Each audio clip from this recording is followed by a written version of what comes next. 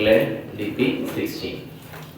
From the following particulars, work out the earning for the week of a worker under ഏതാണ് straight piece rate. അങ്ങനെ പറയുമ്പോൾ അയാൾ എത്ര unit ഉണ്ടാക്കി into എത്രയാണ് unit rate. Okay, standard unit rate. അടുത്ത് differential piece rate.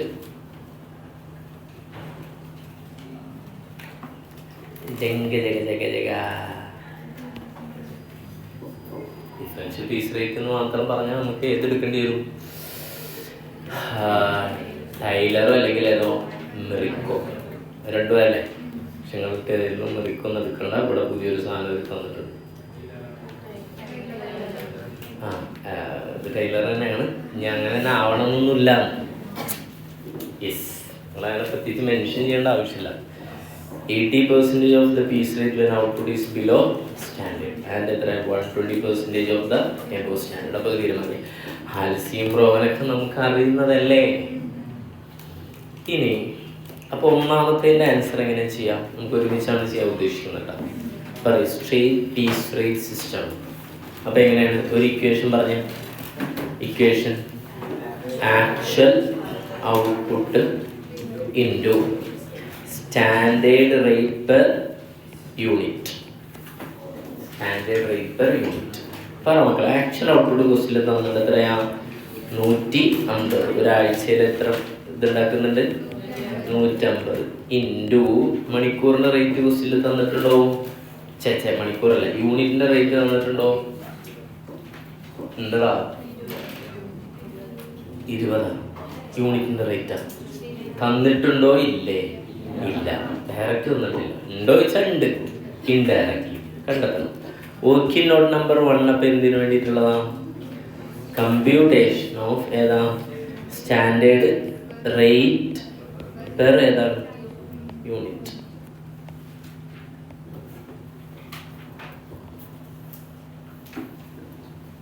ചെറിയ കാര്യം പറഞ്ഞതിനിടയിൽ ഓർമ്മ.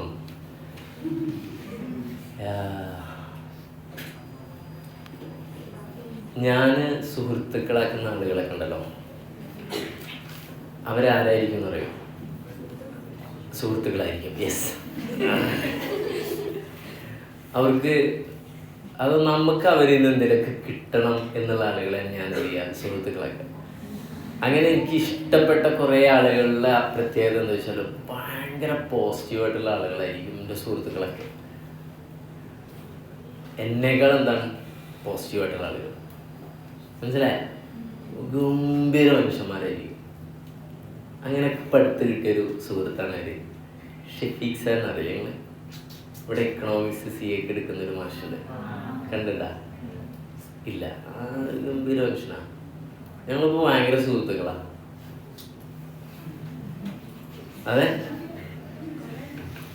ഭയങ്കര പോസിറ്റീവ് മനുഷ്യനാണ്. നിങ്ങൾ ശ്രദ്ധിച്ചിട്ടുണ്ടോന്ന് അറിയില്ല, നിങ്ങൾ കണ്ടില്ലല്ലോ. ഇന്നലെ കണ്ട നമ്മൾ ഇന്നലെ അൻസാരിയില്ല, ഫൈനലിൻ്റെ ഫാക്കൽറ്റി അല്ല, ആളും ഗംഭീര മനുഷ്യനാണ്. അപ്പം നല്ല മനുഷ്യന്മാരൊക്കെയാണ്. ഈ അൻസാരി സാർക്ക് ഒരു പ്രത്യേകത ഉണ്ട്. മുമ്പൊരു ഫൈനലിൻ്റെ DT എടുക്കും, IDT എടുക്കും, SPM BU എടുക്കും, SFM എടുക്കും, SCM എടുക്കും. എത്ര പേപ്പറായി? DT IDT. പിന്നെ തേർഡ് ഗ്രൂപ്പിലെ ഞാൻ പറയും ഓരോ പേപ്പർ നോക്കാം, അല്ല ഫുള്ളുണ്ട്. ഇപ്പോൾ തേർഡ് ഗ്രൂപ്പിൽ SFM എടുക്കും, SCM എടുക്കും, DT എടുക്കും. ലോ എടുക്കില്ല, വേണമെങ്കിൽ ഇവർക്ക് റെഫർ ചെയ്ത് എടുക്കാൻ പറ്റും. 3 പിന്നെ അടുത്ത ഗ്രൂപ്പ് ഏതാണ്?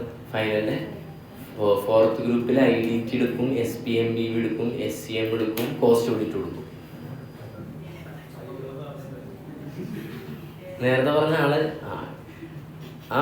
ഞാൻ നേരത്തെ പറഞ്ഞ ബിജു സാർ കഴിഞ്ഞാൽ അത് ബിജു സാറാണ്. അത് കഴിഞ്ഞാൽ പിന്നെ എടുക്കുന്ന ഒരാളാണ്. അത് റീസെന്റ് വന്ന ആളുകളല്ലേ? പേര് പറഞ്ഞല്ലേ, മയച്ചോള കട്ട് ചെയ്തോളാം. ഞങ്ങളൊക്കെ എന്നെക്കാളൊക്കെ ചെറിയ പ്രായമുള്ള ആളാണ് അദ്ദേഹം. 30 വയസ്സിൻ്റെ അടുത്തൊക്കെ ഉള്ളൂ, 37. ഇത് എന്നെ പഠിപ്പിച്ച കുറേ മുന്നുള്ള സാറൊക്കെ അതേ പറഞ്ഞു അന്നത്തെ കാലത്ത്. ഇന്ന് അങ്ങനെ കുറേ ആളുകൾ ഇല്ല, ചുരുക്കം പേരിൽ ഒരാളാണ് മുമ്പിൽ. ഒരു ഭയങ്കര അപ്രീഷിയേറ്റ് ചെയ്യുന്നത് തന്നെയാണ്.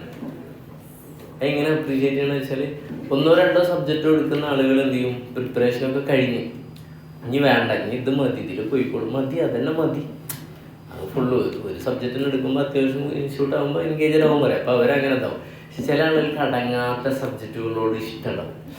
അവരെന്ത് ചെയ്യും, രാത്രിക്ക് ഇരുന്ന് കാര്യമാണ്, അവർ രാത്രിക്ക് ഇരുന്ന് എന്ത് ചെയ്യും, വീണ്ടും എന്ത് ചെയ്യും, ബുക്കൊക്കെ പ്രിപ്പയർ ചെയ്ത് മെറ്റീരിയലൊക്കെ ഇതാക്കിയിട്ട് അത് എടുക്കണം. അങ്ങനത്തെ ഒരു ക്യാരക്ടറാണ് നമുക്ക് റിയലി ഭയങ്കര ഇൻസ്പിറേഷനുള്ള ഒരു മനുഷ്യനാണ്. പിന്നെ ഞാൻ പറഞ്ഞാണ് ഷെഫീഖ് സാറെ കുറിച്ചിട്ടാണ്. അപ്പം ഞാൻ എന്തുകൊണ്ടാണ് അദ്ദേഹത്തെ ഇത്രയധികം ഇഷ്ടപ്പെട്ടതെന്ന് വെച്ചാൽ ഭയങ്കര പോസിറ്റീവ് മനുഷ്യനാണ്. അതന്നെ നമ്മളെങ്ങനെ എന്ത് ചെയ്യും, സന്തോഷിപ്പിക്കും. അപ്പോൾ നമുക്ക് എന്തെങ്കിലുമൊക്കെ എന്ത് ചെയ്യണം, അവരിൽ നിന്ന് കിട്ടണം എന്ന രീതിയിലാണ് നമ്മൾ അവർക്ക് നിന്ന് കൂടുന്നത്. നമുക്ക് പറഞ്ഞാൽ മനസ്സിലാവും. ഞങ്ങൾ ഇപ്പോൾ കോഴിക്കോടാണെങ്കിലും മഞ്ചേരി ആകുമ്പോൾ പിന്നെ പെരുന്തൽമണ്ണ ഞങ്ങളധികം ഇതാക്കിയിട്ടില്ല. കാലിക്കറ്റിൽ കൂടെ ഒക്കെ എന്ത് ജിമ്മിൽ ഒരുമിച്ച് ഭക്ഷണം കഴിക്കാൻ പോകും. അങ്ങനെ ഞാൻ എനിക്ക് കുറച്ച് ടൈമിങ്ങും ഇതൊക്കെ ഇപ്പോൾ ഞാൻ ഇപ്പോൾ ഇവിടെ കറക്റ്റ് എത്തുന്ന പോലെ തന്നെയാണ് രാത്രി കാലത്തും കുറേ റുട്ടീനൊക്കെ ഇങ്ങനെ ഉണ്ട്. അതൊക്കെ എന്ത് ചെയ്യും, ഇപ്പോൾ വൈകുന്നേരം ആകുമ്പോൾ നിശ്ചിത സമയം എന്ത് ചെയ്യും, ലാപ്പിൽ ഉറക്കിയലും മെറ്റീരിയൽ പ്രിപ്പറേഷൻ അതിനൊക്കെ ആയിട്ട് ഇങ്ങനെ ഓരോ സ്ട്രക്ചർഡായിട്ട് മാറ്റി വെച്ചിട്ടുണ്ട്. അപ്പം ചില സമയത്ത് എന്ത് ചെയ്യും, ചില ആളുകൾ വരുമ്പോൾ ഇപ്പോൾ കാലിക്കറ്റൊക്കെ പോയാൽ പലയിടത്തും പോയാൽ പല ഇൻസ്റ്റിറ്റ്യൂട്ടിലും പല ആളുകളുണ്ടാവും. അപ്പോഴൊന്നും നമ്മൾ ഭക്ഷണം കഴിക്കാൻ അവരുടെ കൂടെ എപ്പോഴും പോകണമെന്നില്ല. ഒരാഴ്ച ഉണ്ടെങ്കിൽ ഒരിക്കൽ പോകും. ഒന്നുമല്ല, പോയി കഴിഞ്ഞാൽ ഇപ്പോൾ 7 മണിക്ക് പോയാൽ പിന്നെ 11 മണിക്ക് തിരിച്ചു വരും. ബീച്ചിൽ ഇറങ്ങി എന്തായി ഇങ്ങനെ ആയിട്ട് ആക്കി അതൊക്കെ നല്ലതാണ്, രസമാണ്, റിലാക്സേഷനാണ്. പക്ഷെ നമുക്കിവിടെ കുറേ പണികളുള്ളപ്പോൾ അത് ഇത്ര രസം തോന്നില്ല. ഓക്കെ, അതുകൊണ്ട് എന്ത് ചെയ്യും, നമ്മൾ അതിൽ മാറും.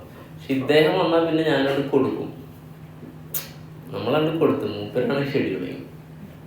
അപ്പോൾ നമ്മൾ തമ്മിലുള്ള സംസാരങ്ങളിൽ കുറച്ച് ഹെവി കണ്ടന്റ് ഉണ്ടാവും. അതാണ് ഇതിൻ്റെ പ്രത്യേകത. കളിയും ചിരിയും മാത്രമല്ല, നല്ല ഹെവി കണ്ടന്റ്, പോസിറ്റിവിറ്റി ഇങ്ങനെ എന്ത് ഇങ്ങനെ ഇങ്ങനെ അറ്റ് പീക്കുമ്പോൾ. ഇന്നിപ്പോൾ കാലത്ത് പേരെന്നെ വിളിച്ചിരുന്നു. ഇന്ന് ഭയങ്കര പോസിറ്റീവ് മൂഡില്ലാതെ ഒരു അരമണിക്കൂർ എന്ത് ചെയ്ത് സംസാരിക്കും. ഞാൻ അരമണിക്കൂറൊക്കെ ഇതുപോലെ വിളിച്ചിട്ട് സംസാരിക്കുന്നത് എന്നൊക്കെ പറഞ്ഞ് വളരെ എൻ്റെ വൈഫിനോട് പോലും എന്തുണ്ടാവില്ല, ഇത്രയധികം ഒന്നും സംസാരിക്കില്ല. വെറുതെ പറയാം, കാറിലൊക്കെ വരുമ്പോൾ സംസാരിക്കൂടെ പറയാം. അല്ലാത്തൊരു സമയത്ത് എന്ത് ചെയ്യണം, അപ്പം ഞാൻ ജിമ്മിന് വേണ്ടി ഇങ്ങനെ നിൽക്കുകയാണ്, ഒരു 6:30 ഇറങ്ങാൻ വേണ്ടി നിൽക്കുമ്പോഴാണ് വിളിക്കുന്നത്. എന്നിട്ട് 7:10 വരെ മുമ്പ് നമ്മൾ 40 മിനിറ്റ് സംസാരിച്ചറിയാം.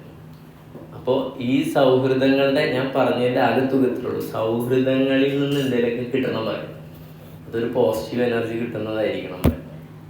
മനസ്സിലാവണ്ട, വെറുതെ പറഞ്ഞു. നിങ്ങൾക്ക് computation of standard rate per unit കിട്ടുമോ? ആർക്ക് കിട്ടും? എത്ര? 1.25. നിങ്ങളെങ്ങനെ കണ്ടത്? 3.75 അല്ലേ? ഒരെണ്ണത്തിന് വേണ്ട normal time piece rate 20 minute അല്ലേ? അപ്പം നിങ്ങൾ 60, ഒരു മണിക്കൂറിൽ 60 ഡിവൈഡ് 20 എത്ര കിട്ടി? 3 കിട്ടി. 3.75 3 കൊണ്ട് ഡിവൈഡ് ചെയ്തപ്പോൾ കിട്ടി അല്ലേ? That's A one of the way of presentation. ഇനി വേറൊരു പോയിന്റ് കൂടെ ഉണ്ട് ഇവിടെ, അതും കൂടെ പറഞ്ഞുതരാം. ഒരു പോയിന്റാണ്, ശരിയാണ്, 1.25 കിട്ടും പെർ യൂണിറ്റ്. ഒരെണ്ണം കൂടി ഉണ്ട്. എങ്ങനെ വെച്ചാൽ ഇങ്ങനെ കണ്ടൂടെ, എത്ര മണിക്കൂറാണ് വർക്ക് ചെയ്യണത്? 48 അല്ലേ? ഒരു മണിക്കൂറിൻ്റെ റേറ്റ് എത്രയാണ്? 3.75 അല്ലേ? ഞാൻ പറഞ്ഞിട്ടുണ്ടായിരുന്നു സ്റ്റാൻഡേർഡ് റേറ്റ് പെർ യൂണിറ്റ് എന്ന് പറയുമ്പോൾ നമുക്ക് 48 ഹവേഴ്സ്. ഒരു മണിക്കൂറിൻ്റെ റേറ്റ് എത്രയാണ്? 3.75. അപ്പം എത്ര കിട്ടും പെർ ഹവർ? 180. അപ്പോൾ ഇങ്ങനെ മനസ്സിലാക്കുക, ഞാൻ എത്ര മണിക്കൂറാണ് വർക്ക് ചെയ്യുന്ന ഒരാഴ്ചയിൽ? 48 മണിക്കൂർ. എനിക്കൊരു മണിക്കൂറിന് അവർ എത്ര തരിക? 3.75. കറക്റ്റ് അല്ലേ ഈ കാൽക്കുലേഷൻ? പ്രശ്നമൊന്നുമില്ലല്ലോ. എൻ്റെ അടുത്ത് അവർ പറഞ്ഞ സ്റ്റാൻഡേർഡ് യൂണിറ്റ് എത്രയാണ്? സ്റ്റാൻഡേർഡ് യൂണിറ്റ് തന്നെയല്ലേ നോർമൽ തന്നെയല്ലേ സ്റ്റാൻഡേർഡ്? എത്രയാണ് ഒരാഴ്ചയിൽ? 120 അല്ലേ? അപ്പോൾ എനിക്ക് 120 യൂണിറ്റ് ഉണ്ടാക്കാൻ വേണ്ടിയിട്ടല്ലേ 180 തരുന്നത്. അപ്പോൾ ഒരു യൂണിറ്റിനെ എങ്ങനെ കാണാം? Divided by 120. എത്ര വരും? 1.5. ഓക്കെ അല്ലേ? ക്ലിയർ? ഓക്കെ ആണോ? പ്രശ്നമില്ലല്ലോ.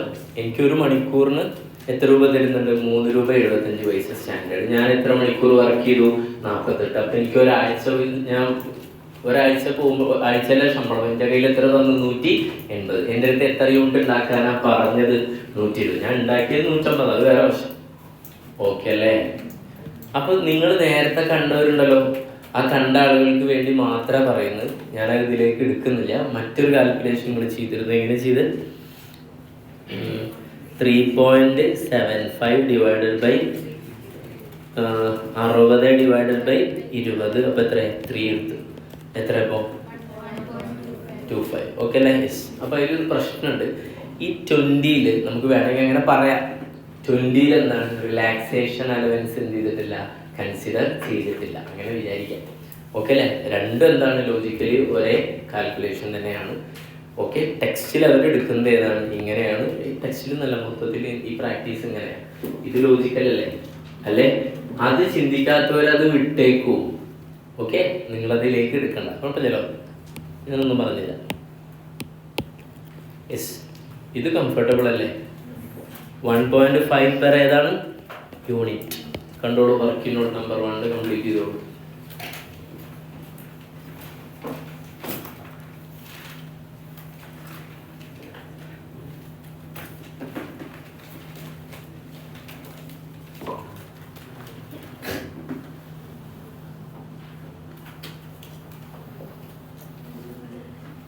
ഒരു കാൽക്കുലേഷൻ ചെയ്തത് 3.75 ഡിവൈഡ് ബൈ 2 എത്ര വരാം?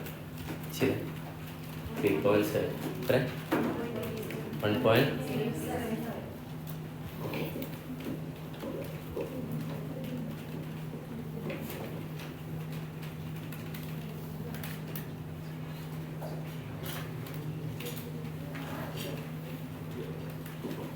ഞാൻ ഇതിൽ കാൽക്കുലേഷനിൽ ഈ 20യുടെ കാൽക്കുലേഷൻ മിസ്റ്റേക്കുള്ളവർ ചോദിച്ചാൽ ഞാൻ പേഴ്സണലായിട്ട് പറഞ്ഞുതരാം. എന്നല്ല എല്ലാവരും കൂടെ കൺഫ്യൂസ്ഡ് ആക്കണ്ടോ? ഓക്കെ, ടോട്ടലി ചോദിച്ചാൽ പറയാം. ചില ഡൗട്ടുകൾ അങ്ങനെയാക്കി ചില കുട്ടികൾ കോമൺ ആയിട്ട് ചോദിച്ചാൽ എന്ത് ചെയ്യുക, അത് പിന്നെ പറഞ്ഞുതരാമെന്ന് അവരുടെ അടുത്ത് പറഞ്ഞിട്ട് ഇത് കംപ്ലീറ്റ് ചെയ്യാം. കാരണം ഒരു കുഴപ്പമില്ലാത്ത ട്രാക്കിൽ പോകുന്ന കുറേ ആളുകളുണ്ടാവും. അപ്പോൾ ഡൗട്ട് ചോദിച്ചവന് കുഴപ്പക്കാരെന്നല്ല പറഞ്ഞിട്ടാ, കുഴപ്പമില്ല പറഞ്ഞാൽ കൺസെപ്റ്റിൽ ഇങ്ങനെ ഒരു ഫ്ലോയിൽ പോകുന്നവരുണ്ടാവും. അവരങ്ങനെ പോയിക്കോട്ടെ. അല്ലാത്തവർ എന്ത് എല്ലാവരും ശ്രദ്ധിച്ചില്ലേ, ചില ആളുകൾ ചോദിക്കും, അപ്പോൾ നിങ്ങളത് ചിന്തിച്ചില്ല, അപ്പോൾ നിങ്ങൾ ചിന്തിക്കും. നിങ്ങൾ ചിന്തിച്ചിട്ട് നിങ്ങൾ ആകെ എന്തെങ്കിലും പറയണ്ടാവും. സത്യത്തിൽ നിങ്ങൾക്ക് ക്വസ്റ്റ്യൻ തന്നെ മനസ്സിലായിണ്ടാവില്ല. പിന്നെ ഞാൻ ആൻസർ ചെയ്താൽ എങ്ങനെ മനസ്സിലാവും? അപ്പോൾ ചില ആളുകളുടെ അടുത്ത് എന്ത് ചെയ്യണം, ഇതാണ്. പിന്നെ ചില ക്വസ്റ്റ്യൻ ചില ആളുകൾ ചോദിച്ചാൽ ഭയങ്കര രസമായിട്ടുണ്ടാവും. അപ്പോൾ ക്വസ്റ്റ്യൻ ഞാൻ നിങ്ങൾക്ക് ഇട്ടുതരും, ഇതിങ്ങനെ ചോദിച്ചൂടെ എന്നുള്ള രീതിയിൽ എന്ത് ചെയ്യാൻ ചെയ്യും. അപ്പം ചിലത് അങ്ങനെയാണത്, ചിലത് എന്ത് ചെയ്യാൻ പാടില്ല, ക്ലാസ്സിൽ കോമൺ ആയിട്ട് ഡിസ്കസ് ചെയ്യാൻ പാടില്ല. കുട്ടികൾ എന്ത് ചെയ്യും, പാനിക്. അബ്ദുൽ കലാം പറഞ്ഞു. അപ്പൊ മുകളിൽ 1.5 എഴുതിയ പ്രശ്നം തരുന്നില്ലേ? 150 × 1.5 എത്ര വരും? 225. സിമ്പിൾ. ഓക്കെ അല്ലേ? ഫിനിഷ് ചെയ്തില്ലേ? എല്ലാവരും കംഫർട്ടബിൾ അല്ലേ? ചെന്നൈ ബേസ്ഡ് ഫാക്കൽറ്റി മുമ്പ് ചോദിക്കും അങ്ങനെ കഴിഞ്ഞിട്ട്, are you comfortable with this calculation? കഴിഞ്ഞല്ലേ? അത് മായിച്ചോട്ടെ. ഈ സ്ഥലമല്ല, അതുകൊണ്ടാണ്. നിങ്ങൾക്ക് ഒരുപാട് സ്ഥലം ഉണ്ടാവുമല്ലോ. അടുത്തത് ഏതാ മക്കളെ? Differential piece rate. അപ്പോൾ നമ്മൾ എന്ത് കാണണം? ഇയാളുടെ സ്റ്റാൻഡേർഡിന് താഴെയാണ്. അപ്പോൾ ആക്ച്വൽ എത്ര? ആക്ച്വൽ എഴുതും. അപ്പോൾ എന്തെഴുതാം? ബി എഴുതാം. Computation of earnings under differential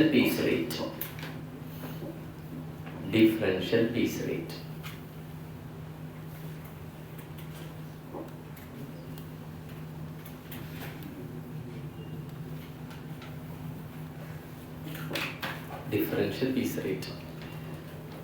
okay, അപ്പോൾ ആക്ച്വൽ എഴുതിയാണ്. ആക്ച്വൽ എത്ര? 150. സ്റ്റാൻഡേർഡ് എത്രയാ? 120. ആക്ച്വലി 150, മറ്റേ സ്റ്റാൻഡേർഡ് എത്ര? 120. അപ്പോൾ ഇയാൾ എന്താണ് ഈ 120 ഉണ്ടാക്കേണ്ടടുത്ത് എത്ര ഉണ്ടാക്കി? 150. എബോവ് സ്റ്റാൻഡേർഡ് അല്ലേ? എബോവ് സ്റ്റാൻഡേർഡ് എഴുതി വെക്കാം.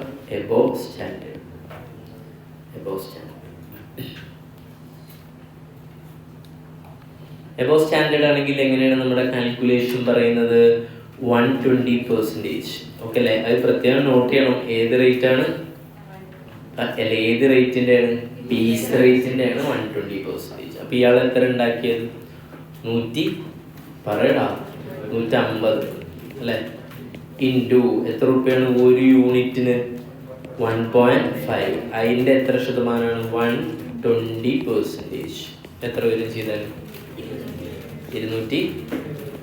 സിമ്പിൾ. രസമല്ല ലേബർ കോൺസെപ്റ്റ്? ഇങ്ങനെ ചിന്തിക്കാൻ ഇഷ്ടമുള്ളവർക്ക് നല്ല ഇഷ്ടമുള്ള സാധനം. ഇതൊരിക്കലും എങ്ങനെ പോകില്ല? അൺകോൺഷ്യസ് മൈൻഡിൽ ചെയ്ത് നടക്കൂല. മനസ്സിലായി? അൺകോൺഷ്യസ് പറയുമ്പോൾ ഇയൊക്കെ അൺകോൺഷ്യസ് മൈൻഡിൽ നടക്കും. ഇക്വേഷൻ ഒക്കെ അറിയാം, എങ്ങനെ എടുത്തെടുത്തിന് പോവാ. Ordering cost is equal to എന്തായിരുന്നു? ഓർഡറിംഗ് കോസ്റ്റ് ആണ് annual consumption divided by size into ഏതാണ് ഓ. അങ്ങനെ പെട്ടെന്ന് എടുത്തതാക്കാമല്ലോ. അതിൻ്റെ കൺസെപ്റ്റ് ഇങ്ങനെ ആലോചിക്കണമെന്നുണ്ടാ. പക്ഷെ കൺസെപ്റ്റ് നമുക്ക് വേണം. ചില സമയത്ത് എന്ത് ചെയ്യില്ല, ക്വസ്റ്റ്യൻ ഡയറക്റ്റ് തരില്ല. അപ്പോൾ കോൺസെപ്റ്റ് എന്ത് ചെയ്യണം? അപ്പോൾ അടുത്ത് തന്നെ ഹാൽസി അല്ലേ? അല്ലടാ 207 ഹാൽസി എഴുതിക്കോ. Computation of earnings under Halsey. Computation of earnings under Halsey.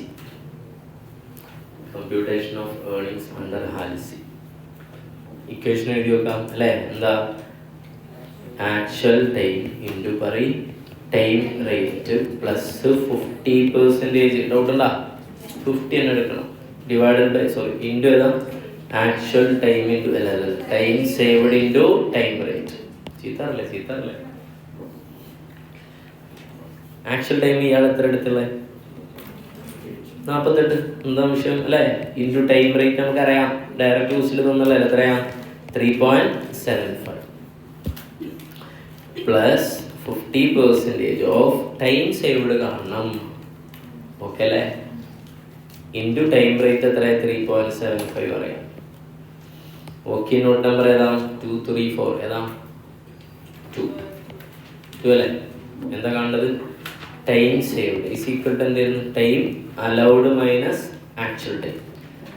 Time saved is equal to time allowed minus actual time. Okay അല്ലേ? ടൈം സേവ്ഡ് എങ്ങനെ കാണണം? ടൈം അലൗഡ് എങ്ങനെ കാണണം? ഞാൻ പറഞ്ഞു ടൈം അലൗഡ് എന്ന് പറഞ്ഞാൽ എന്താ? നമുക്ക് സ്റ്റാൻഡേർഡ് ടൈം ഇത് ഓർത്ത് വെച്ചാൽ മതി. For actual output production. Actually ഇവർ എത്ര യൂണിറ്റ് പ്രൊഡ്യൂസ് ചെയ്തുള്ളത്? 150. സ്റ്റാൻഡേർഡ് ടൈം ഫോർ 1 യൂണിറ്റ് എത്രയാണ്? എടാ ഞാൻ എത്ര യൂണിറ്റ് ഉണ്ടാക്കിയത്? ആക്ച്വലി 150 അല്ലേ? എനിക്ക് അവര് എത്ര മണിക്കൂറാണ് തന്നത്? 48 മണിക്കൂർ അല്ലേ? എന്നിട്ട് അവർ എന്നോട് പറഞ്ഞത് എത്ര ഹവേഴ്സ് എത്ര യൂണിറ്റ് ഉണ്ടാക്കാനാ? ഇവിടെ ഞാൻ പ്രൊജക്റ്റ് ഉണ്ടാക്കുന്ന ആളാ. 48 മണിക്കൂർ വന്നിട്ട് അവരുടെ അടുത്ത് എത്രയെന്ന് പറഞ്ഞു? 120 യൂണിറ്റ് അല്ലേ? അപ്പോൾ 1 യൂണിറ്റിനുള്ള ഹവർ കിട്ടൂലേ? ഇൻറ്റു എത്രയാണ് ആക്ച്വലി നമ്മൾ ഉണ്ടാക്കിയത്? 150 യൂണിറ്റ്. അപ്പോൾ എത്ര വരും? 60. This is what is time allowed. മനസ്സിലായ? 120 എണ്ണത്തിന് 48 ആണെങ്കിൽ 150 എത്രയെന്നാ ചോദ്യം? എങ്ങനെ ക്വസ്റ്റ്യൻ? 120 ഉണ്ടാക്കാൻ 48 ആണെങ്കിൽ 150 എത്രയാവും? 60. പക്ഷെ ഈ 60ന്റെ പണി നമ്മൾ എത്ര സമയം കൊണ്ട് ചെയ്തു? 48 അല്ലേ? അപ്പോൾ ടൈം അലൗഡ് 60 മൈനസ് 48 എത്ര വരും? 12. എത്രയാണ് നമ്മൾ ടൈം സേവ് ചെയ്തത്? മുകളിലുകൊണ്ട് ഇത് ചാമ്പി കൂടെ 12 ടൈം സേവ് ചെയ്തു.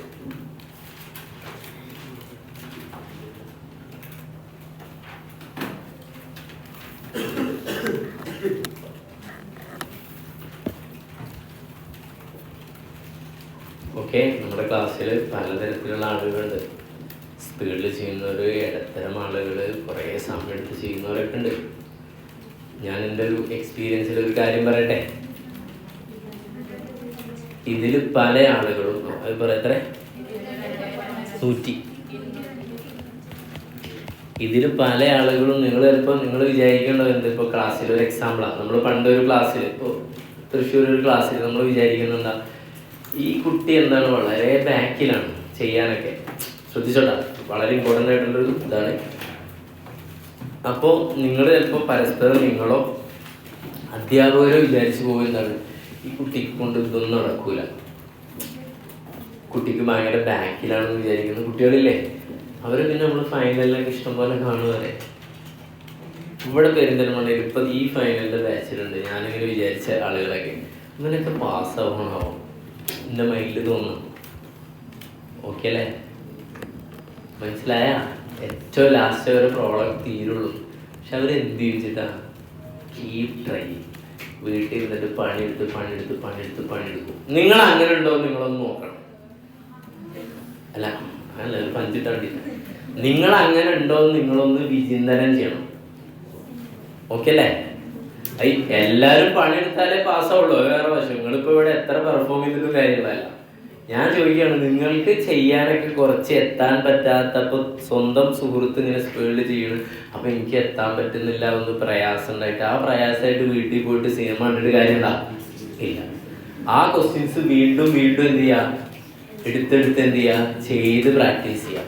അവർ 2 മണിക്കൂർ പഠിച്ചിട്ട് കാര്യമില്ല, അവർ 3-4 മണിക്കൂർ പഠിക്കണം. അതിനാണ് ഞാൻ ഈ ടൈമൊക്കെ നോക്കുന്നത്. അപ്പം ഞാൻ അങ്ങനെ വെറുതെ എഴുതുമ്പോൾ വിചാരിക്കരുത് 1 മണിക്കൂർ 2 മണിക്കൂർ ക്വസ്റ്റ്യൻ കഴിഞ്ഞാൽ ഇല്ല. അപ്പം സമയമല്ലേ ഇഷ്ടം പോലെ. ഹോസ്റ്റലിലൊക്കെ നിൽക്കുന്ന ആളുകൾക്ക് ഒരു 4 മണിക്കൂറെങ്കിലും ഈസി ആയിട്ട് പഠിക്കാൻ പറ്റണ്ടേ? പിന്നെ എന്തിനാ നിങ്ങൾ ഇതാക്കുന്നത്? എത്ര മണിക്കൂറാണ് അന്നേരം പഠിച്ചേ? നീ 2.5 വൈ 2.5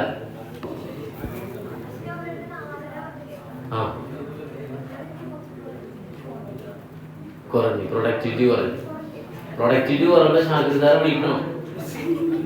ഞാൻ മോട്ടിവേറ്റ് ചെയ്യും. ഓക്കെ അല്ലേ? ഞാൻ പറയുന്നത് 10 ക്വസ്റ്റ്യനും കഴിഞ്ഞിട്ടുണ്ട് വന്നാൽ മതി, അതിന്റെ തല അടിച്ചു പൊട്ടിക്കും പറയും. അപ്പൊ എനിക്ക് എന്ത് ചെയ്യും?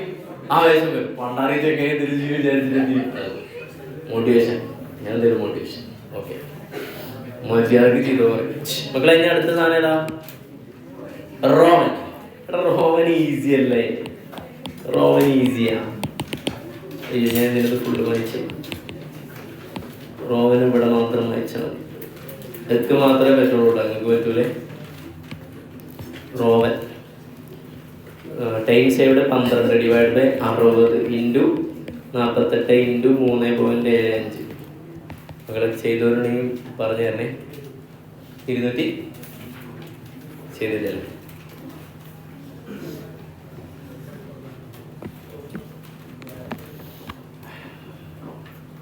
ഒന്ന് പറഞ്ഞാൽ എളുപ്പമായി. പറയും. ചെയ്തവർ പറഞ്ഞാൽ മതി, ചെയ്യാതെ നിങ്ങൾ പറയണ്ട കേട്ടാ. ചെയ്തവരുണ്ടാവേ അവരോട് ചോദിച്ചേട്ടാ. ആഹാ,